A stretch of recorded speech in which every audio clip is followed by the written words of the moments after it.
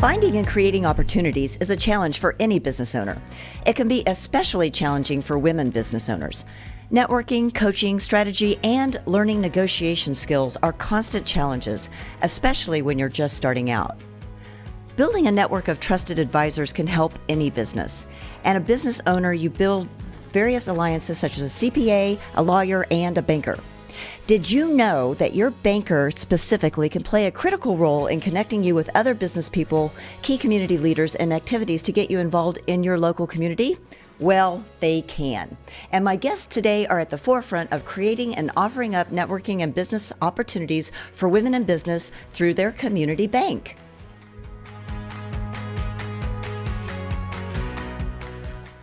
Hi, and welcome to Coffee with Claire. As you loyal fans know, we bring to you business leaders and entrepreneurs who like to give back and have fun. My guests today are Dana Cooper and Darlene Ellison, both with Veritex Community Bank. Dana is Assistant Vice President and Business Development Officer and a former healthcare professional. Darlene is Senior Vice President and Director of Business Development, an author, and a motivational speaker.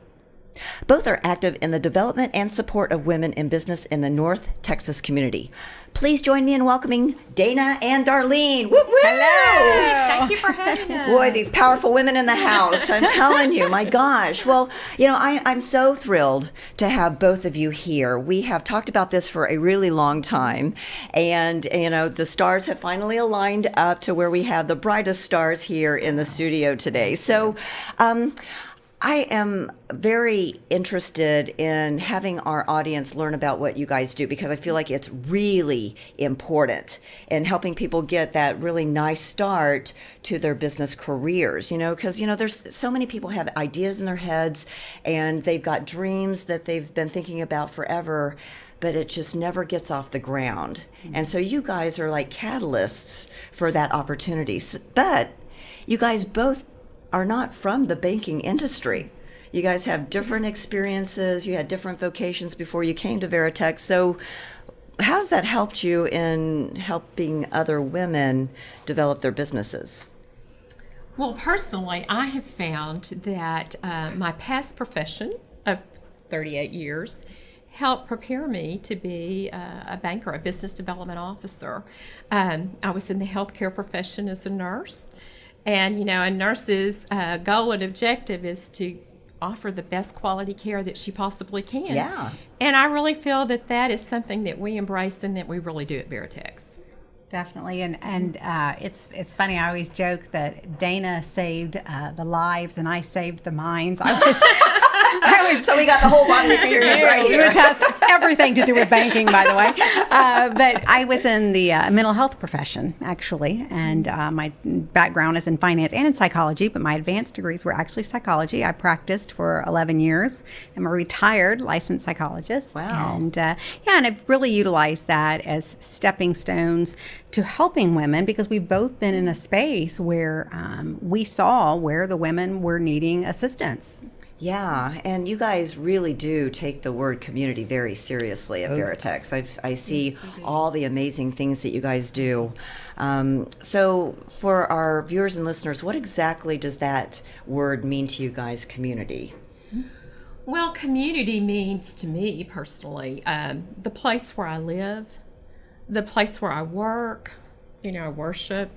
It's a great opportunity for us to support again, the area that we want to benefit, meaning, we want it to be a great place for today, but also for tomorrow and for future generations. And so we're invested, and we do like to work, worship, raise our children, and also play. We're all involved in lots of community activites. Yeah. But that's really important to us. We really do embrace what community means. Definitely. When I first joined the bank, one of the questions, they were, okay, so of course we're a community bank. And I said, I remember asking them, what makes you a community bank?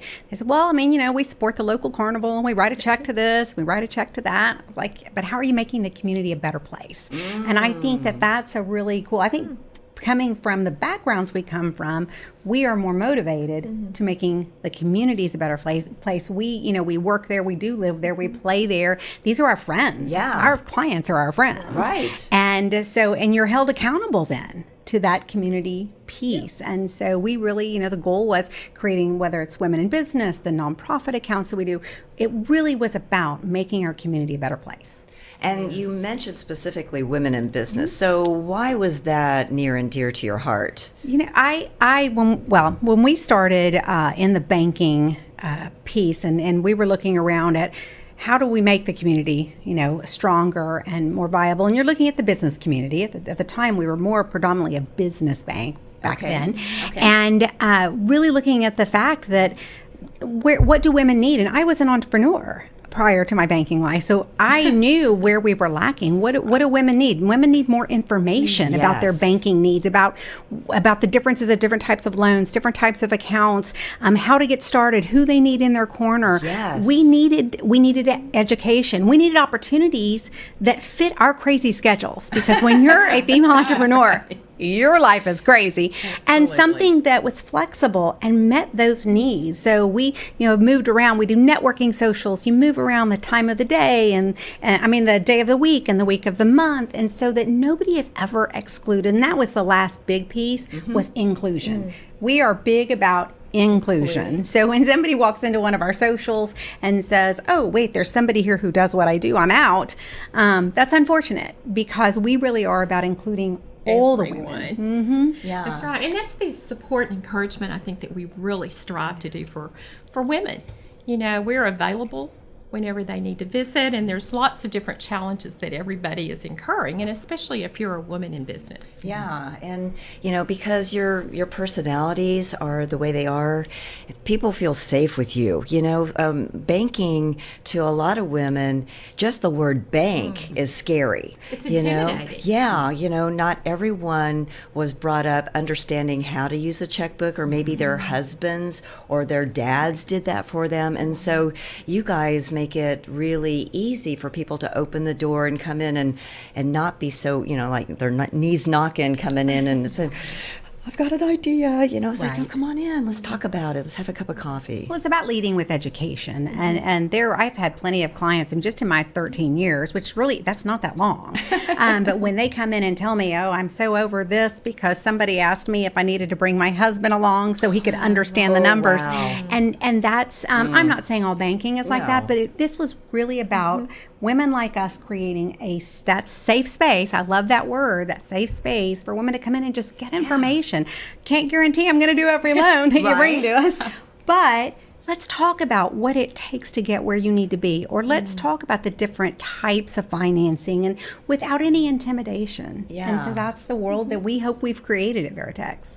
And that is fun, because it is that we can look at the best interest for each woman, because every situation is different. Yeah. It's very similar, but it is still very different. And it's great that you guys don't do that cookie cutter approach with people, because people sense that, and it's a real turnoff. People are much more educated as consumers now, and they do a lot of research online, and if they don't get that sense of community feel, maybe you wouldn't be the right place for them anyways, right? Maybe they need to go somewhere else. But the folks that you deal with specifically around women entrepreneurs, I think is really important. And you do a lot for them, don't you guys? We really do. So tell us a little bit about... Well, if you think about it, today, 4 out of 10 business starts are started by women.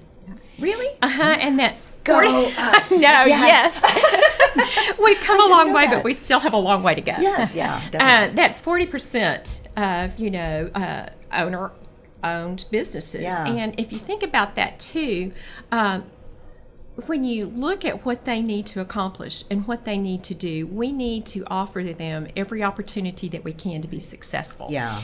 And so they're usually stepping out, taking that step. They're looking at their finances, trying to decide, do I need a loan? What do I need to make this business successful? Right. Because our goal and objective, too, is to help them be as successful as they possibly can. Sure. And so, and I think this is an interesting stat that $1.3 trillion is contributed today by women in business. That's an amazing number if you think about it. And, they're working, a lot of them wear a lot of different hats. I actually like to say not so much wear a lot of different hats, but a lot of different shoes. Because we all like shoes, right?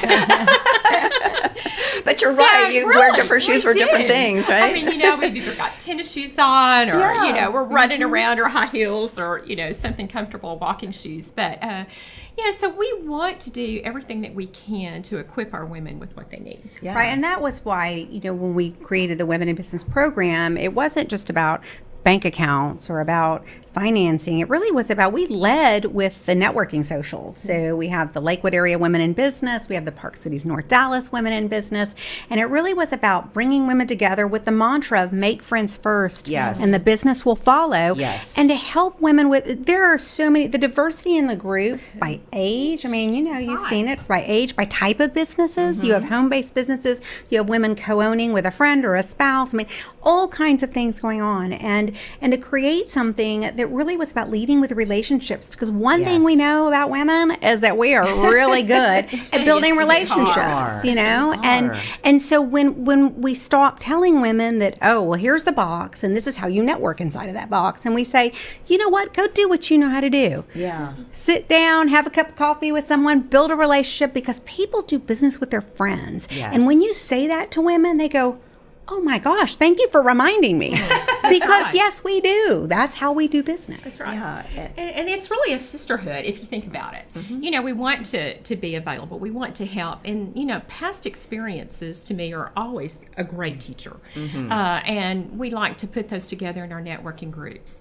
And I know that Darlene has been so involved with Women in Business. And then, we are both involved in different networking groups, often. And it's a great way to meet people and just be available. If they want to just come in and talk, like we mentioned before, it's come in. You may not need us today, but you may need us tomorrow when you get your plan put together, your business plan, or whatever you're wanting to do. And a really fun extension of the Women in Business program came later that first year that we created it, and that was the Future Women in Business summer internship program, which paired women-owned businesses who were part of the group with these young women who were entering their sophomore, junior, senior year of college, who, because the idea wasn't about a summer job. It is a summer job, and it's a paid summer job, but which was very important. Right. As a parent, I can say that was very important. But even more importantly, it was about partnering with a female entrepreneur who may have to drop everything in the middle of her day because her child got sick and the school nurse called, or her mother fell and there are all kinds of things that stop everything, but you're still, the buck stops with you. And you're still that business owner. And for these young women to say, I'm studying this or I'm studying that, so this is naturally what I have to do as a career, and then to say, no. Look at this woman. This woman has an accounting degree. This woman has, and they're all doing something different. These are the opportunities that are out there for you. And yes, you can choose to keep working, to work part-time, to work full-time, to work flex time. There are so many opportunities for you. So that's all an extension of our making the community a better place for female entrepreneurs. And Darlene's done a great job. She's a great mentor and has worked with all these great women, young women. And then I had the opportunity a couple of years ago, my granddaughter was one of our interns at our Garland Bank. And that was great too. And so she was trying to decide what she wanted to do, what kind of college career she wanted to pursue and what she wanted to study. And so she decided she wanted to do finance. And so as it would be, she got a 4-year ride in Madrid, Spain, and she's Oh, studying wow. international finance. So, That's but so it was cool. really because of the program that Darlene had, she had initiated and implemented that we were able to hire my granddaughter to really work in the bank. Yeah, you guys really are true servant leaders, because that is the whole premise of servant leadership is you make friends first and the business will follow. And I have seen you in action. I've been to your events. They are huge. They are amazing. You are so good at making sure that new people feel welcome. You introduce them to somebody. You're so busy, but you take the time to make sure that every person is acknowledged. And that's what we really want. That's everyone wants to feel acknowledged and feel like they mean something. And so I'm guessing that feeling is extended to people that come in and talk to you about their business. Now, what size businesses do you guys work with? Do you work with really small businesses, big businesses? We work with all sizes businesses. Right. Because the little people need to know that if I'm just starting out, I have a place to go. Right. We have a heart for all of our women in business or anyone that needs to come in and talk to us about services that we provide. We have just an amazing amount of products and tools that really do help our women in business. And I am just amazed at what we offer. We are truly a state-of-the-art bank. And I just look at where we have come, even in the last 5 years. Agreed. Everything's remote, everything's mobile, and that's nice. it really does make your life so much easier. And it's just like Darlene was saying, so you've got a woman that, is trying to balance a, business at home maybe, because 50% of our women have businesses at home. Okay. And so, that statistic either, yeah. it's kind of interesting. They're sole proprietors, and so that they can deposit a check via, their iPhone, and that Nice. makes it really nice. Well, what's interesting too, because so many people, men, women, they come into the bank and they say, well, it's a community bank, so you guys probably don't offer mobile banking, or can I, and I'm like, no. I didn't get that idea. It's it's synonymous for them. Community is synonymous with small town, and I'm like, well, banking is technology, probably even in a small town. So we do the have internet does reach out to Yes, other it people. and so for somebody who's wanting the information or looking for a new account or things like that, all the products are the same across the board. I would say a checking account is a checking account is a checking account. It's how you deliver, how you take care of, how you assist, how you actually are partnering with when you look at a new customer who becomes your friend and you're wanting to partner with them in their growth, not just there's another person who's on my on my list, moving on. and I feel like we also have a lot of Dana and I, especially in the business development arena, we're the point person. So for our clients, I have clients who they want a mortgage loan, they have new accounts with us. I mean, whatever their needs are, they may need treasury or need merchant services to accept credit cards with their business. We're the point person, so we're the one that are doing all the connecting, and we're the one putting, as opposed to saying, well, hey, call this number for that. Oh yeah, wait, and then call that number. We're offering the community service as their point person. And that makes a big difference because they are so time starved. And that's true. And so if you can offer to do one more thing for them as just a part of this wonderful offering that you're giving them in the bank, that's building true loyalty to you guys. And of course, people like to talk, and if they feel good about something, they like to tell the good parts, and then it's really fun to tell the bad parts. And so you guys are keeping the good parts in the forefront of people's minds. But what's interesting, Claire, is that I tell people when they come into the bank, nobody's perfect. But here's where you're with the right bank and the right banker. It's when something goes wrong.